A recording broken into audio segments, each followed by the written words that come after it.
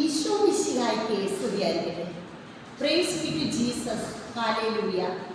പ്രിയപ്പെട്ട Carmel Rooha ministry കുടുംബാംഗങ്ങളെ, 2025 പുത്തനാണ്ട് പിറന്നിട്ട് ഇന്ന് 13 ദിവസം പിന്നിടാൻ പോവുകയാണ്. ഈ 2025 സാത്താന്റെ ആക്രമണത്തിലെ പ്രധാന ടാർഗറ്റ് മൊബൈൽ സോഷ്യൽ മീഡിയയാണ്.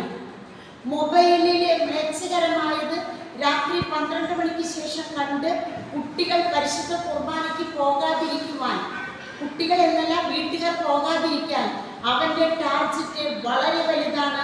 അവൻ വളരെ ജാഗ്രതയിലാണ്. അതുകൊണ്ട് വിവിധ തുറകളിലുള്ള വിവിധ ദൈവവിളികൾ സ്വീകരിച്ചിരിക്കുന്ന എല്ലാവരും, സിസ്റ്റർ പറയുന്നത് എല്ലാ വൈദികരും, എല്ലാ സിസ്റ്റേഴ്സും, അൽമായ പ്രേക്ഷിതര്, അൾത്താര ബാലന്മാര്, ഗായക സംഘക്കാര്, കുടുംബം മുഴുവനും അവൻ്റെ ടാർഗറ്റാണ്.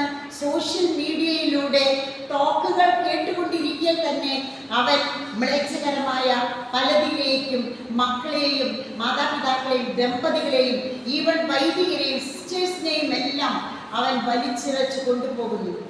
പ്രിയപ്പെട്ടവരെ, ഡൊമിനിക് അച്ഛൻ്റെ അല്ലെങ്കിൽ കാർമൽ സിസ്റ്ററിൻ്റെ ടോക്കുകൾ ഈ യൂട്യൂബിൽ നിരന്തരമായിട്ട് വന്നുകൊണ്ടിരിക്കുമ്പോൾ, അത് കണ്ടുകൊണ്ടിരിക്കുമ്പോൾ തന്നെ അവരുടെ ശ്രദ്ധ പതറിപ്പിച്ച് അവൻ്റേതായ ലോകത്തിലേക്ക് കൊണ്ടുപോകുന്ന ഒരു വലിയ മുന്നറിയിപ്പ്, ഒരു പ്രവാചക ദൗത്യം തന്നെ നിങ്ങളെ സിസ്റ്റർ അറിയിക്കുകയാണ്. പ്രിയപ്പെട്ടവരെ, സോഷ്യൽ മീഡിയ, മൊബൈൽ, ഈ 2025 വിശുദ്ധിയോടും വിശ്വാസത്തോടും കൂടി ജീവിച്ച് നമ്മളായിരിക്കുന്ന ഇടം സ്വർഗമായി തീരുവാൻ നമുക്ക് പരിശ്രമിക്കാം. ഇതിലൊക്കെ ഇത് കണ്ട് പിന്നീട് രോഗമായിട്ട് മാറുകയാണ്.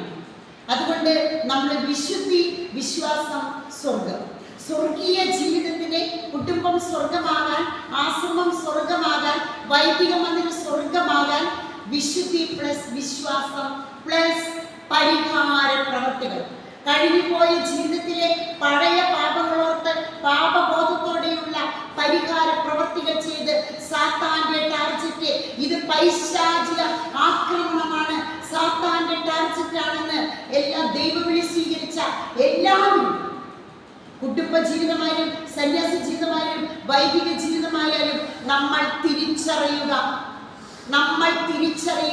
അങ്ങനെ വീടും ആശ്രമങ്ങളും വൈദിക മന്ദിരങ്ങളും എല്ലാം ഇടവകയെല്ലാം ഒരു ദേവാലയമായി മാറട്ടെ.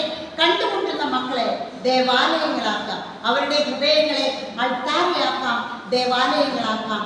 ആമേൻ.